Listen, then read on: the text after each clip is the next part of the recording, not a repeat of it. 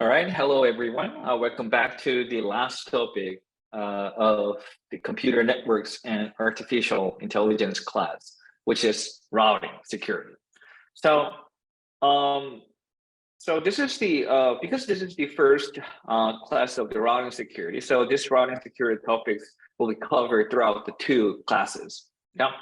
So, but one thing you should keep in mind is routing security is one of the most difficult topic to understand because basically routing is really hard to, how to say, tangible, right? Because whenever you try to send let's say you want to connect a HTTP server, right? You open your browser and you send you type a domain name on your browsers, then you can tell, oh, I'm communicating with the web servers, right? So which means you can test how HTTP works using some real world examples, right? Similarly, if you'd like to understand DNS, I showed you how to use dig tool so that you can better understand how the DNS packet looks like, right? Email security. As I showed you earlier, you can open your Gmail and check the header information to understand how each security protocol, how each of the email security protocols are actually used in practice. But routing, right? You typically do not own routers, right? You're not a network operator. You're not SK Telecom. You're not LG Telecom, which means you have so far you don't have, I believe, you don't have any opportunity to test routers, right? So it is really hard to understand. So that's the reason why I would like to cover routing basics before deep diving into routing security topics, right? So let me cover some BGP criminalities to understand the challenges of routing. Okay, so let's talk about the very basics one, which is IP address, right? So we use IPv4 address every day. Some cases you're gonna use IPv6, but let's just focus on IPv4 first. IPv4, because it is 4-byte, 32-bit address, and each number is represented, as a byte. And if you'd like to convert it into a decimal format, it looks like the shown as is shown in the blue box. And if you like to use a hexadecimal, representation, it can be represented as the green box, and binary format, which is red box. So whenever you use the IPv4 address, it will be you should be typically the decimal format, right? But internally, of course, it is interpreted as a binary format. So when you send a packet, right, from your network to the other side of the globe, such as Facebook.com's data center, then your packet has to traverse multiple routers toward the destination, Facebook.com's data center, right? But the thing is, which means routers in the middle of the path, they need to know where to forward your packet, right? So it has to have some directory information, right? So one thing you can easily come up with is, all right, let's just put a big table in each router, such as, hey, if the destination looks like this, 147.46.121.48, let's just forward this packet to this interface, right? Interface 0. If the IP address looks like 49, right, then let's forward it to interface to number 1. If it is 40, let's forward it to interface 2, right? It'll be the easiest way to configure the router. But of course, the challenge here is it does not scale at all. Because if you'd like to keep this concept, right, each router has to memorize all the paths for all IPv4 addresses, right, which it does not scale at all. So we use IP prefix. So roughly speaking, IP prefix is just a set of IP addresses using a prefix length, right? So for example, if the prefix length is 24, it means the last the 3 bytes will be used as a kind of network address, and the other part, which is 8-bit, will be used as a kind of host-specific IP address, right? So that we're gonna use this IP prefix to cover all the 2 to the 8 IP addresses and we're going to use just a single IP prefix as a routing unit. All right. So to understand how IP addresses are located, you have to understand this kind of business structure. So entire IP space is managed by IANA, right? And this tower organization, after that, based on the regional region, right? It distributes the IP space into 5 different areas, right? So there are 5 different regional internet registries that manages a chunk of IPv4 spaces, all right, IP addresses. So if you are located in some African countries, then these IP addresses are managed by Africa. If it is in North America, it is managed by ARIN. If it is Asia Pacific countries, then it is managed by AP. And if it is Latin America, Latin, European countries, right, NCC. Right? So there can be a multiple hierarchy. For example, hey, if you are a kind of big ISP, for example, if you're a big ISP and if you need a chunk of IP addresses, let's say in America, you have to go to the area first. But if you like to do some business in for example, Korea, you have to go some the country level local internet registries such as KRNIC, or if you're in Taiwan, you have to go to TWNIC. So there is another intermediate registries under APNIC. So depending on where you are, there is a different communication process. All right. But anyway, the quick takeaway of this figure is the IP address is managed by each regional internet registries. All right. So as I quickly explained, the IP prefix can be split into 2 parts: the prefix part and the prefix length part. Right. So prefix part is this notation shows you in a binary format. 147 looks like this, 46 looks like this, 121 looks like this, right? And as I mentioned before, this 24 bits will be used as a kind of network address. The other 8-bit will be used for host IP address. So if you see this IP prefix notation, you can immediately tell that, oh, the number of IP addresses can be covered by this IP prefix will be 2 to the 8, right? Because the entire bit is 32-bit, and the 24-bit will be used as a prefix, so that the other 8-bit will be used for each individual IPv4 addresses, right? So this notation can cover 256 IP addresses, right?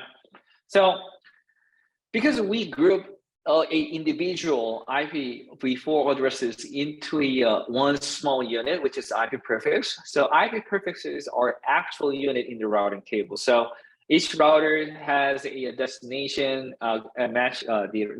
represented as a prefix length. So if the IP address comes like, if IPv4 destination IP address looks like this, then the router will try to match which entry can cover this IPv4 addresses most, right?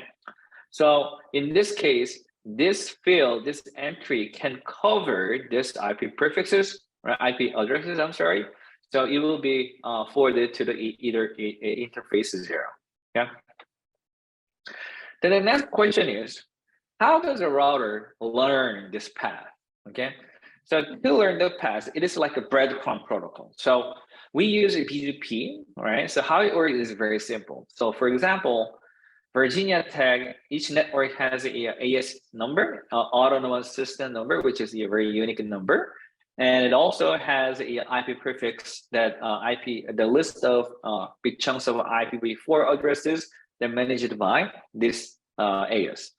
So in the case, the Virginia Tech has to announce to the rest of the routers that, hey, my AS number is 4385 and I own this IP prefixes. So let's say the next host router is, for example, is in AS 3356 and it received the BGP announcement from Virginia Tech saying, hey, I own this IP prefixes. So once this router receives this BGP announcement, what it can do is it immediately broadcasts this announcement to the rest of their neighbors, right? So for example, let's say one of their neighbor is 1AS1299, and it received the same IP prefixes originally announced by the owner. But when you look at the AS number, you can tell the AS3356 was added in front of the original one, right? Because this announcement was coming through this intermediate routers. Okay, so if this router also forwards this announcement to the another is neighbor router like 3812, then the received BGP announcement looks like this AS path will be 1299, which is the most the adjacent router, and the intermediate routers and the original routers. So as you can imagine, as you can tell, that is the reason why I originally mentioned it is a breadcrumb protocol. So if you follow this path, you can tell, if I forward this packet to 1299, then I can tell, it will be eventually forwarded to the owner. Okay. So routers receive, as you can imagine, there are many number of ASs and also many number of IP prefixes out there. So routers typically receive a massive number of BGP announcements. So, and also after receiving all the BGP announcement, the routers can create a kind of topology based on their BGP announcements and running their own algorithm to construct a global routing table, so that they can know where to forward the packet when the IP, where to forward the packet, basically. So as I mentioned before, a list of AS number appearing in the BGP announcement, it is called AS path, right? Because it's path, right? And the rightmost one, it is called origin, because because that is the AS number that originally announced this BGP announcement. Okay, so one challenge here is there is always the introduction of the new security protocols are same, right? In case of DNS, right? DNSSEC, DNS has no built-in security mechanism, so we introduced DNSSEC. HTTP, no built-in security mechanism, so we introduced HTTPS. Similarly, the BGP, it has no security mechanism built in. So which means any bad attackers can impersonate other origins, saying that, hey, I am the origin of this IP prefix, so please forward the packet, right? If the IP address, destination IP address falls into this IP prefix to steal someone's traffic, right? So I'm going to talk about RPK later, but let's take a quick moment, to understand, all right, what would be the challenge of this plane in the BGP. So I'm going to cover it later again, so please don't be scared. So why BGP is not secure? So there can be many attacks, but one of the most prominent example is hijacking. So in this example, so the owner of this IP prefix /16 IP address is AS4385, right? So it announced this AS number, right? It's from this origin, and let's say this BGP announcement has been forwarded to AS4456, 2234, and eventually forwarded to AS1123. But again, there is no built-in mechanism for BGP to check the authority, the actual owner of IP prefix. So what can happen is some bad guy can announce that, hey, you know what? I own this IP prefix, and I am the AS number 2231, right? So in that case, this is a hypothetical scenario, of course, but this AS path is shorter than this one. So routers will try to match whether this IP address can be matched with this announcement or this announcement. As you can tell, this is matched with both announcement, these two prefixes. And after that, router will decide which will be a kind of shorter path toward the destination, right? Because there are 4 aliases in the middle and there are only 1 alias, actually 3 and 0. So in that case, this router will forward the packet to the attackers. This is called BGP hijacking. And also, you can make it you can, of course, steal a partial prefix, which is called BGP subprefix hijacking. So in that case, this IP address can be also matched with this larger one, but also can be matched with this smaller IP prefix. In that case, the router will pick this entry because they assume that this AS will know the shorter path because it manages a much smaller IP space, which means they assume that it has many chances that know the shorter paths. Okay, so for example, this IP prefix is announced by this one, right, 2231. So the number of IP addresses managed by this entity is 28 to 56, but in this case, it is 2 to the 16, right? So because the IP addresses managed by this entity is much larger than this one, so the router will typically choose this attacker's AS because they assume that it has, because it manages a smaller space, which means they know the shorter path, right? So this is called prefix hijacking. Or another attack is AS prepending attack. So for example, AS2231 is not the origin, but they add their AS number in front of the actual origin to make this victim believe if you forward this packet and I know the path to forward the destination. But as you can imagine, once the packet arrives here, the attacker will never forward the packet to the origin destination because they simply don't have any path. Yeah. So quick conclusion is we need a kind of some mechanism to authenticate BGP announcement, right? So if you're still not sure about how BGP works, let me give you a more background how what BGP is and how BGP works. So this is the slide I typically use for my computer networks 101 class. So if you if you look at the network stacks, it can be OSI 7 layer or 5 layer. So the bottom is physical and the MAC layer, and the third layer is network, which is basically IP address. There's where BGP comes in, right? Because one of the key functionality of the IP layer is to assign unique IP address, so that we can communicate, globally, globally, right? By adding a unique assigning unique identifier, right? So internet routing is, internet is organized as a 2-level hierarchy. So this is different from the organization that I talked about in the, a few minutes ago, IPv4 space, space allocations. It is like a routing, right? It is more like a routing. So first level is autonomous system. So each router is, so each network, AS is a region of network under a single administrative domain, right? For example, LG Telecom, SK Telecom. So they may manage different ASs, but so one ISP, internet service provider, can manage a different AS number.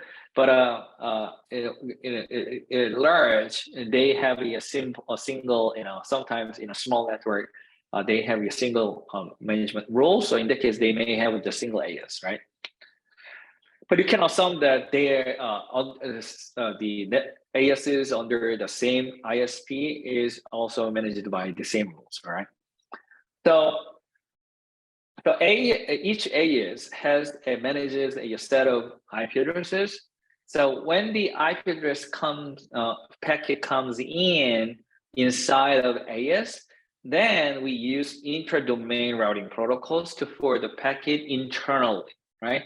But if you like to forward the packet from LG Telecom to the United States Comcast, you have to use inter-domain routing protocol, which is BGP, to forward your packet from one AES to another AES, right? So let's say you'd like to communicate with one host in the Comcast network, then we use BGP protocol, which is inter-domain routing protocol, to forward the packet from your LG Telecom to Comcast network. And as the packet comes inside of Comcast network, the Comcast uses its own intra-domain routing protocol to forward the packet to the host in Comcast, right? So there are two levels, right? So connections between ASs, we use inter-domain routing protocols, and the de facto standard today is BGP. Okay, so quick example is inside of a one AS interior, when the packet is forwarded by interior routers, we use routing protocols. And if the packet comes out from one AS and to forward to another AS, we use BGP speaking routers, right? Because BGP is a inter-domain routing protocol. Okay? So, but one thing you should know is routing algorithms are not efficient enough to execute on the entire internet topology, because each AS is managed by different entity. So different entity may use different routing protocols, right? So, but we still need to use one single protocol when we would like to communicate with the different ASs, right? That's what BGP, that's why we use BGP. In case of intra-routing protocol, so let's say one AS, one packet comes into LG Telecom, and the LG Telecom wants to decide where to forward the packet to find a correct destination. In that case, good path will be generally shortest path, right? Because all the routers inside of LG Telecoms, managed by, of course, LG Telecom. So as soon, their focus is to make it, transfer the packet as soon as possible to make it to use their network as efficient as possible, right? So usually it means a shortest path. Good path means shortest path in the intra-network protocol, and load balance or low cost. So we can simply design the network as a graph by transforming a router to a node and the link to the edges, and then we can run a shortest path algorithm efficiently. Okay.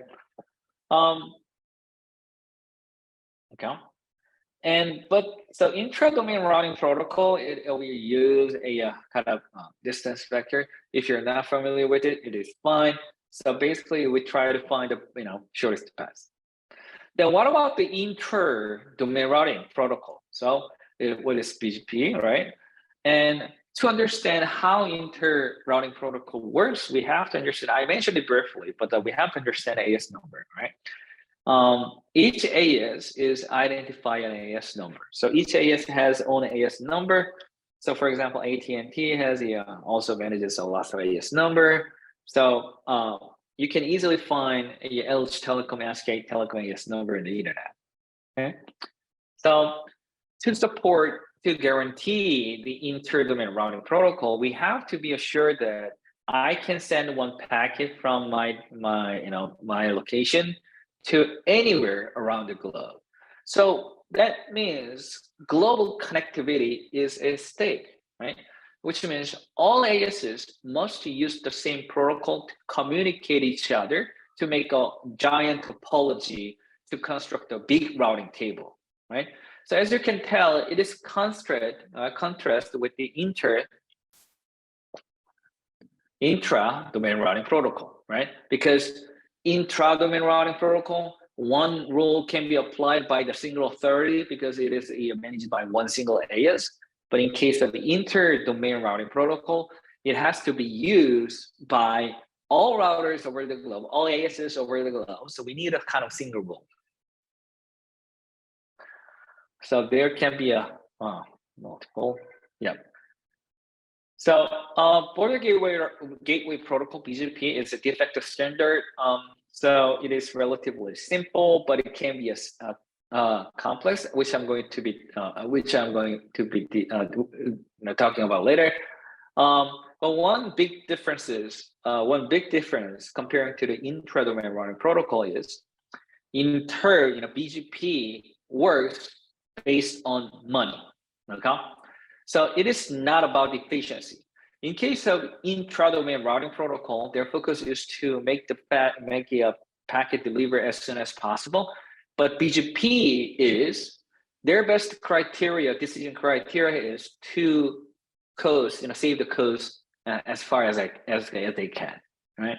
So how much money does it cost to route along a given path? So for example, if one AES determines that, let's say one AES tries to forward the packet to another destination, there are two packets. One is very long, but it will take a while. But this packet can immediately forward to another AES so that this AES can forget about it. Another route, the other route is very short. They know it will be delivered as soon as possible. But let's say this path has to traverse all the internal resources, internal routers, right? Which means they have to consume their own resources. In that case, this router will pick the first path, right? Because they want to save the cost, right? So to understand this, in more depth, you have to understand BGP relationship. So each AES has, when they try to connect each other, this connection has a kind of relationship. So, for example, if there is an AES that has a major global connectivity, and let's say a small AES, if they do not have any path to the another destination, they can send this packet to a provider AES, bigger AESs, so that they can forward the packet to the destination. So in that case, based on the usage to forward the packet to the provider, customer has to pay to the provider. So this relationship is called provider and customer relationship. Okay. So, and let's say if there are two AESs and they find that they use their each other resources, very often, and also let's say the number of the packet forwarded one to another is very similar to the vice versa. In that case, these two AESs can make a business relationship called peering link, right? So they gotta kind of make an agreement that says, hey, we do not need to pay each other for the packet because the consumption, right? The link from, for example, in this figure, from 2 to peer 3, peer 2 to peer 2 are very similar. So as you can tell, this business relationship can be renewed on a, for example, yearly basis. And after the year, peer 2 find that, oh, I getting more traffic than sending the traffic peer 3, then they can renegotiate the contract. So this contract information usually hidden because it is a business contract. So as you can tell, just guessing the relationship between two AESs is also kind of challenging, right? So anyway, this relationship is called peering link, peering relationship. Okay.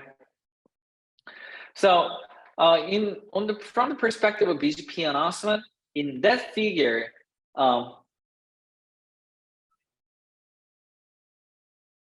peer 1 and peer 2 has a direct agreement to forward the packet, from peer 1's network to the peer 2's network and vice versa. So this packet, of course, is allowed. But let's say if peer 1 uses peer 2 to connect to forward the packet to the peer 3, then peer 2 has no reason, right? Peer 2 for this packet to the peer 3, right? So for this reason, peer 2 has no incentive to route one from peer 3. So peer 2 usually do not forward the announcement coming from the another peer to the peer from another peer, right?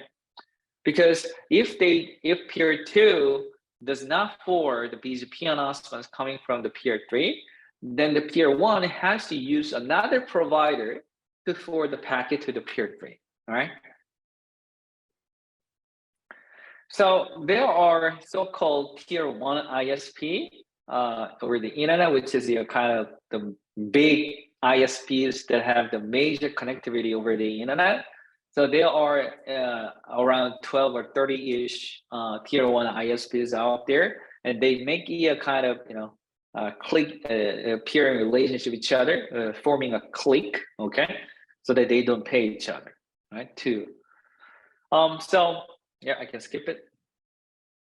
Let me skip this as well. So this is the one quick example that I showed you earlier. So in the inter-domain routing protocol, shortest AS path does not always mean it's shortest path.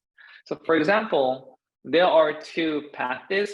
The service has to wants to send a packet to the destination, and the first, the left one has the 4 hosts, 4 ASs, and the right figure shows there should be a 9 hosts, 2 ASs, right? And in that cases, let's say these 2 networks are the same, then search will choose the rightmost one because they don't care. Oh, I'm sorry, my bad. Because in the source perspective, they do not have any idea how many routers has to be traversed on the right figure, right? So because source has no information about the other AS's network status, so this figure shows shortest AF path does not always mean shortest path, right? Because left path has to if you're forwarding the packet to the left path, it will path 4 ASs. But if you choose the right one, it will just path through the 1 AS, but internally it has 9 hosts, right? Which will be much slower. So as you can tell, shortest AS path does not always mean shortest path. So that's the reason why we always use why do not rely on AS path lengths. Okay. And another one is called hot potato routing. So let's say service has two options to forward the packet to the destination. The left path will be forwarded through 3 different ASs. And let's say the right one is only 1 to 2 hubs involved, so which one is much shorter. But they always pick the left one, right? Even if it is the slow one, because this AS doesn't want to use their own internal resources. They want to just make this packet, they want to push this packet out of their network. So this is the reason why it is called hot potato. If I just hand it to you hot potato, what would you do? You just throw it, right? You just pass it to someone else, right? So that's why.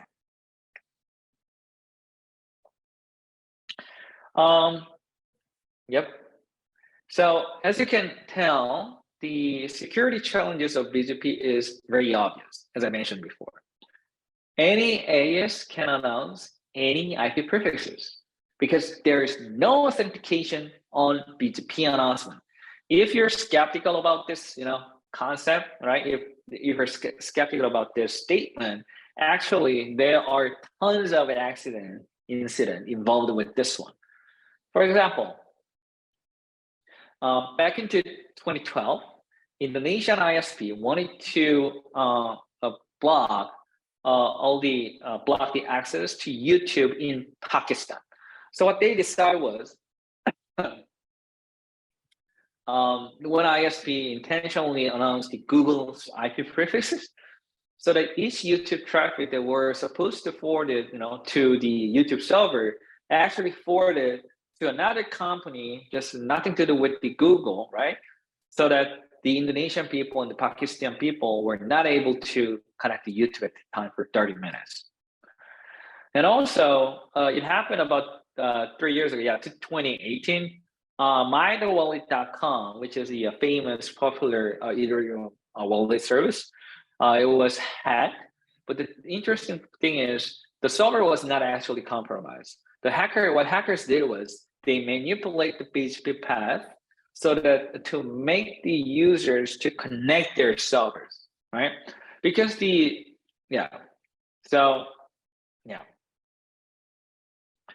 And 2019, Verizon accidentally announced some leaked the BGP announcement.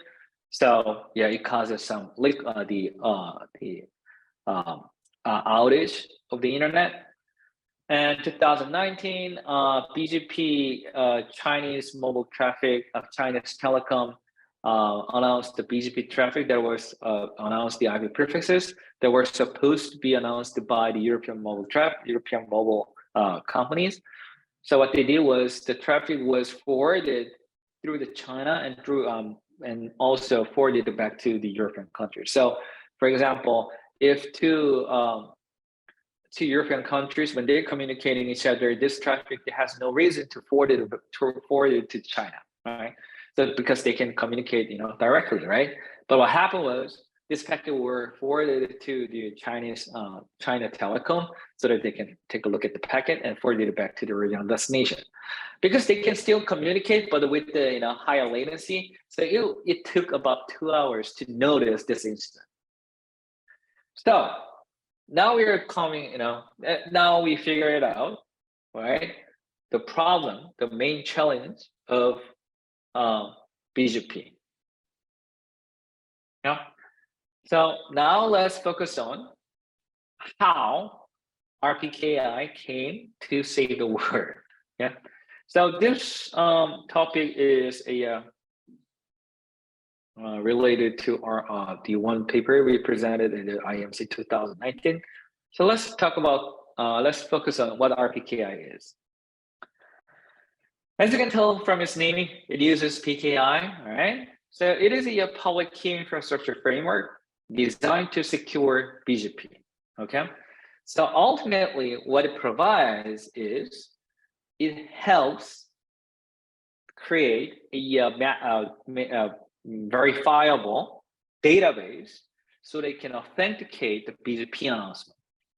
So for example, if Virginia Tech announced, BGP and sends a BGP announcement to this router, and what this router can do is it picks IP prefix and also origin AS, and after that, they check if they can find this tuple in this cryptographically verifiable mapping database or not, right?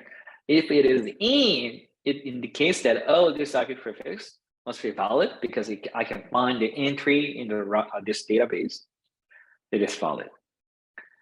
So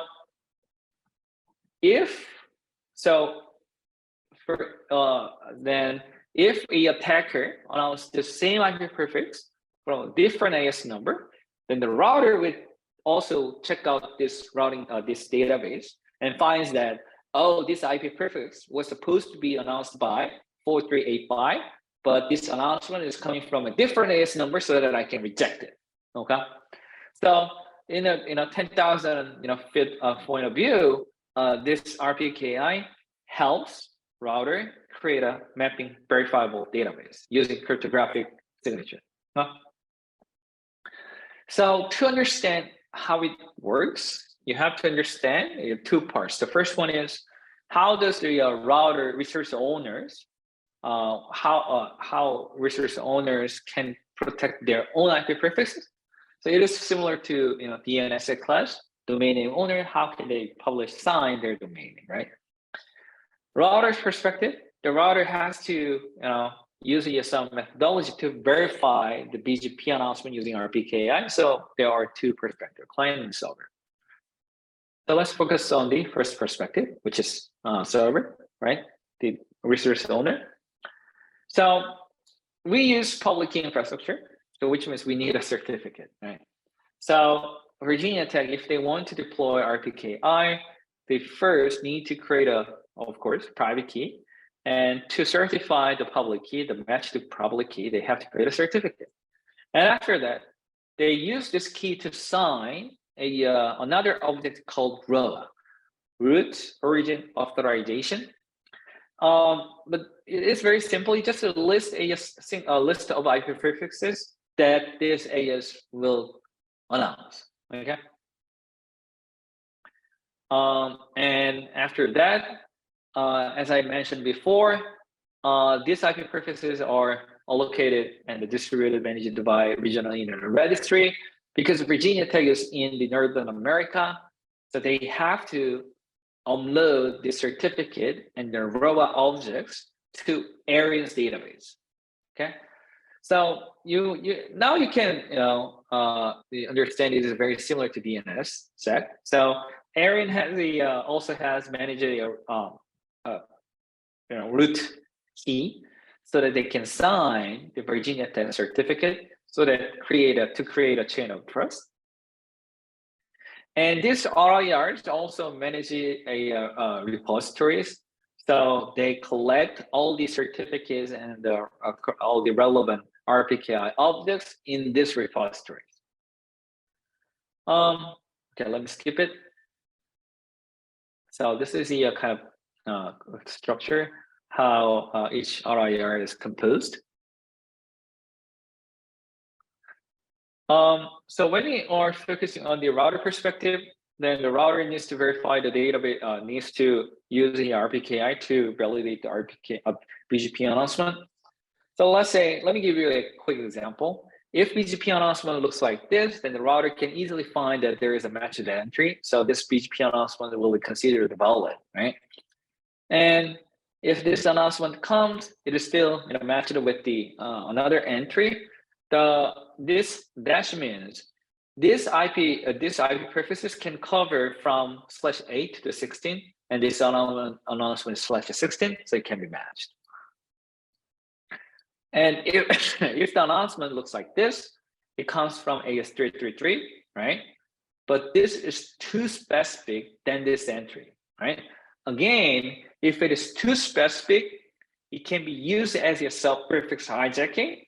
So to be, match it in the database, this IP prefix has to be precisely matched with the BGP announcement. So it will be considered invalid. And also, if this announcement is on the database, but the AS numbers are different, so it will be considered invalid. Okay. And what about the AS number and the IP prefixes are not in the database? Then it is unknown. So it is a kind of soft failure. So the router, router believes that this packet should be, they do not reject this announcement.